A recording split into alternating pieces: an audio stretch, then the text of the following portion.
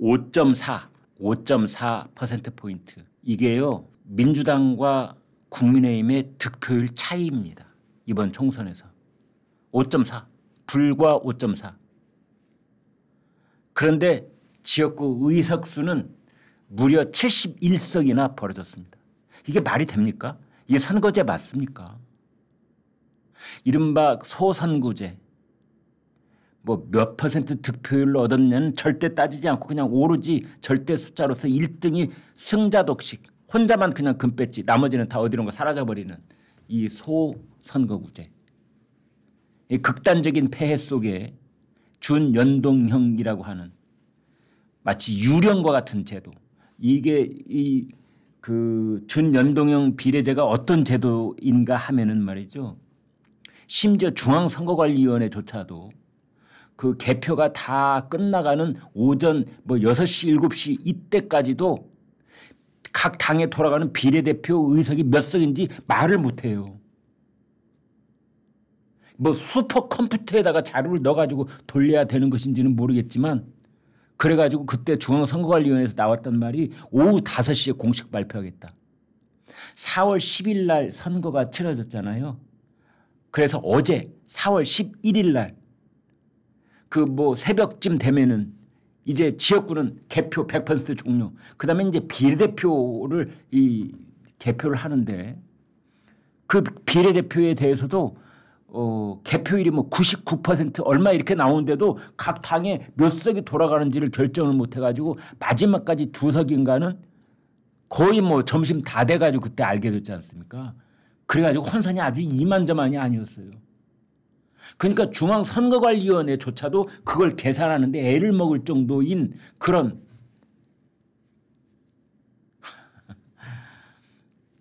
그런 선거 제도로 이번 총선을 치러냈습니다. 패일언하고 이번 선거 국민의 45%가 국민의힘을 찍었습니다. 총득표율. 이게 어제까지도 잘 몰랐는데 오늘 이제 정확하게 나온 겁니다. 국민의 45%가 국민의힘을 찍었는데 누가 민심의 회초리를 운운합니까 지금? 누가 지금 만세를 부르고 앉았습니까? 누가 지금 고개 숙이고 기가 풀이 죽어가지고 바닥에 지금 엎드려 있습니까? 똑같습니다. 제가 봤을 때는. 누가 지금 만세를 부르고 있나요? 누가 패배를 했습니까?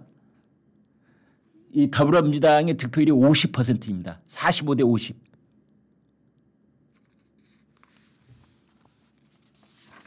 이 소선거구제 거기에 플러스가 된 준동형 비례대표제라고 하는 이 괴물과 같은 기형적 선거제도가 민의를 0.001%라도 제대로 반영을 하고 있는지 그런 의구심이 드는 겁니다. 서울을 예로 들어볼까요? 서울을 예로 들어보면 민주당과 국민의힘의 득표율 차이가 5.9%밖에 안 나는 겁니다. 그래서 대통령 선거를 치르면 그게 막 뒤집어지고 이러는 거예요. 대통령 선거는 서울 전체를 한 선거구로 보니까 아니 대한민국 전체를 한 선거구로 보니까 국민의 뜻이 제대로 반영이 되는 겁니다. 그래서 윤석열 후보가 이재명 후보를 이기는 겁니다. 그런데 이걸 국회의원 선거로 돌려보면은 서울도 불과 5.9%포인트 차이 그러니까 6%포인트 차이에 불과한데 의석수는 48개 중에 37개를 민주당이 가지고 가는 겁니다. 절반 이상 4분의 3.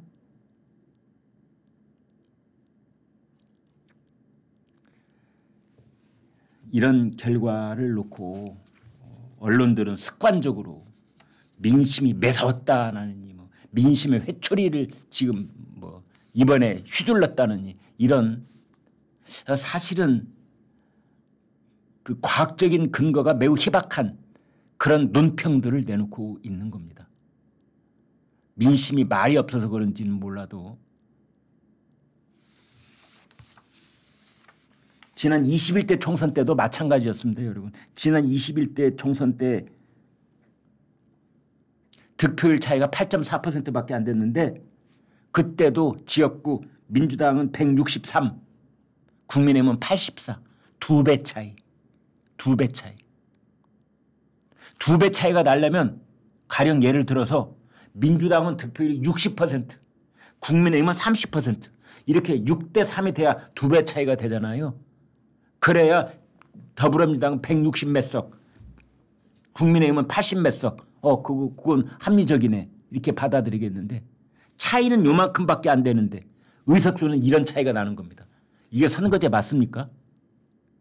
전 세계에 이런 나라가 어디가 있습니까? 그런 것이 이번에도 반복이 됐습니다. 지난번 대선 때 윤석열 대통령을 공개 지지를 했고 윤석열 대통령의 멘토라고 흔히들 얘기하는 신평 변호사가 오늘 한 방송에서 이렇게 말했습니다.